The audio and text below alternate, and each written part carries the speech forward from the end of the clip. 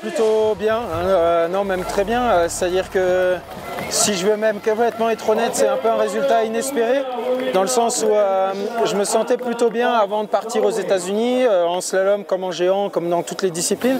Après les États-Unis et notamment le Canada et les États-Unis, le mercredi quand je me suis entraîné dans cette discipline, c'était pas la même chose. Ouais. Donc du coup, je ne m'attendais pas du tout à faire ce genre de résultat. Je suis très heureux de pouvoir faire une 5e place. Je sors d'une saison extrêmement compliquée. Je sors des 15.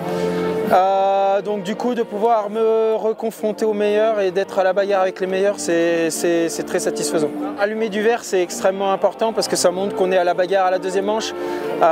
C'est toujours le plus important. La deuxième manche, c'est toujours là où on est dans le coup, où on ne l'est pas. C'est là où le matériel montre qu'il se comporte bien ou pas. Donc les deuxièmes manches, c'est toujours les plus importantes. Ouais.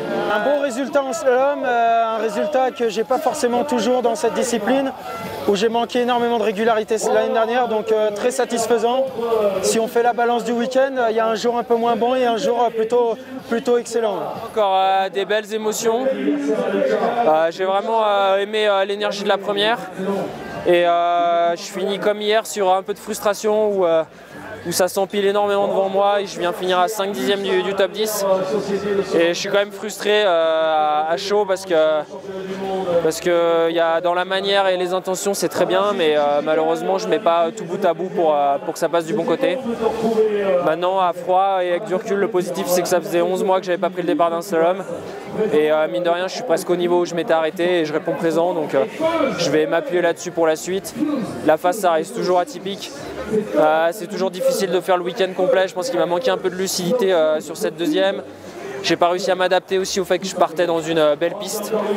Donc je vais analyser ça et bien le travailler pour la suite. Maintenant, le week-end, c'est pas une excuse non plus. Lucas Bratton, il fait les 2 courses et il a réussi à mettre l'énergie jusqu'au bout. Donc à moi de continuer à travailler, rester calme et les assiettes s'empilent. Et puis en tout cas, je suis très content de retrouver les émotions et d'avoir profité de ce week-end pleinement.